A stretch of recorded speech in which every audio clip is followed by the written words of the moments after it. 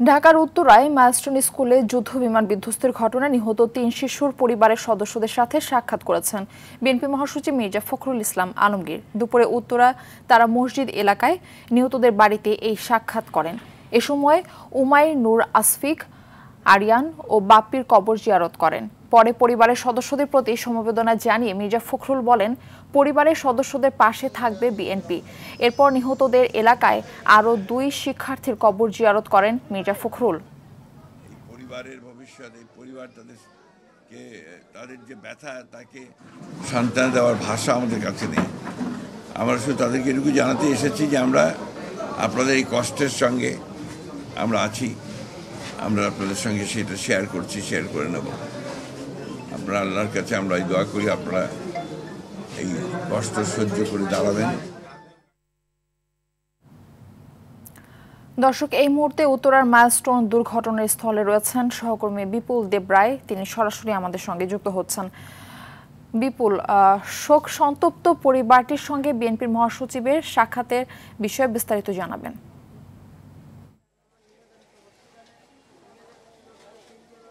হ্যাঁ মারফি, আজকে বিমান দুর্ঘটনার যে ভয়াবহ ঘটনার আজকে ৪র্থ দিন এবং এই ৪র্থ দিনে এসেই আজকে বিএনপি মহাসচিব মির্জা ফখরুল ইসলাম আলমগীর এই ঘটনার পার্শ্ববর্তী একটি এলাকা রয়েছেন, সেই এলাকায় কিন্তু বিশেষ করে তারা নগর এলাকা, মসজিদ এলাকা বলা হয়, সেই এলাকায় কিন্তু উনি এসেছেন এবং সেখানে একই বংশের অর্থাৎ একই পরিবারের ৩ সদস্য অর্থাৎ ৩টি শিশু কিন্তু নিহত হয় ৩য় এবং ৪র্থ শ্রেণীর, এবং সেই শিশুগুলোর কবরস্থান জিয়ারত করা হয় এবং উনি জিয়ারত করার শেষ পরে কিন্তু পরিবারের সদস্যদের সাথে সাক্ষাৎ করেন এবং সেখানে তিনি আশ্বস্ত করেন তাদেরকে যে ভবিষ্যতে এই পরিবারের সহায়তায় তারা এগিয়ে আসবেন। এবং বিএনপির পক্ষ থেকে বলা হয় যে আসলে এই যে দুর্ঘটনাটি ঘটেছে তারা এটা মর্মাহত এবং সমবেদনা জানিয়েছেন।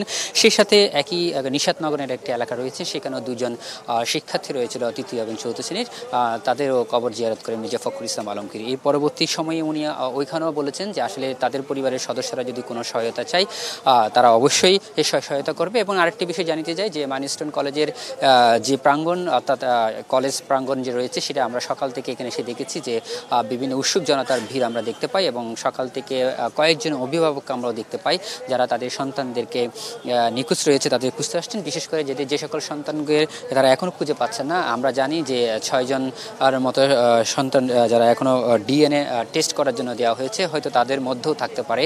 আরেকটা বিষয় জানিয়ে দিতে চাই, সেটা হচ্ছে একজন অভিভাবক আমাদেরকে জানিয়েছেন যে রাইসা মনি নামে একজন শিক্ষার্থী রয়েছেন, যে শিক্ষার্থীকে 3য় শ্রেণীর শিক্ষার্থী, এবং এই রাইসা মনিকে কিন্তু 2 পরিবারের সদস্যরা কিন্তু দাবি করছেন তাদের সন্তান বলে। এটা নিয়ে একটু জটিলতার সৃষ্টি হয়েছে, অর্থাৎ একজন শিক্ষার্থীকে যারা অভিভাবকরা খুঁজে পেয়েছেন তাদের মধ্যে 2টা পরিবার তাদেরকে দাবি করার কারণে সেই লাশ হস্তান্তর করতে পারেনি, আমাদেরকে এমনটা জানিয়েছে। সেই সাথে আপনাদের আরেকটা বিষয় জানিয়ে চাই যে এখানে মাইলস্টোন কলেজের যে কয়েকদিন ধরে যে গুজবের যে বিষয়টি উঠে আসছে যে অনেকগুলো শিক্ষার্থী নিখোঁজ রয়েছে এবং তারা খুঁজে পাচ্ছে না, অভিভাবকদের অভিযোগ এবং এখানকার যারা শিক্ষার্থী রয়েছে তারা যে অভিযোগ রয়েছেন সেই গুজবের যে বিষয়টির পক্ষ থেকে যাতে গুজব না রটানো হয় সেই জন্য কিন্তু কলেজ কর্তৃপক্ষ একটি তদন্ত কমিটি গঠন করেছেন। এবং আপনি জানেন, আপনাকে জানিয়ে দিতে চাই যে 7 সদস্যের একটি তদন্ত কমিটি গঠন করা হয়েছে। এই 7 সদস্যের তদন্ত কমিটি তদন্ত কাজ শুরু করেছেন ইতিমধ্যে, এবং তারা আজকে সকালেও কিন্তু এই কলেজ প্রাঙ্গণে প্রবেশ করেছেন এবং তারা আমাদেরকে যেমনটা জানিয়েছেন যে আগামী রবিবারের মধ্যে এই তদন্ত কমিটি তদন্ত রিপোর্ট জমা দেবে। সেই সাথে আরেকটি হেল্পিং ডেস্ক যেটাকে বলা হচ্ছে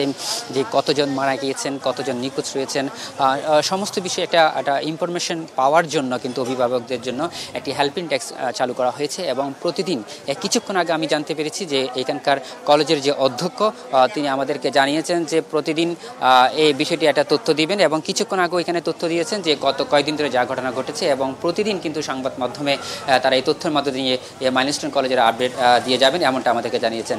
তো মারফি, এই ছিল আমার কাছে সর্বশেষ তথ্য। বিপুল, আপনাকে অসংখ্য ধন্যবাদ।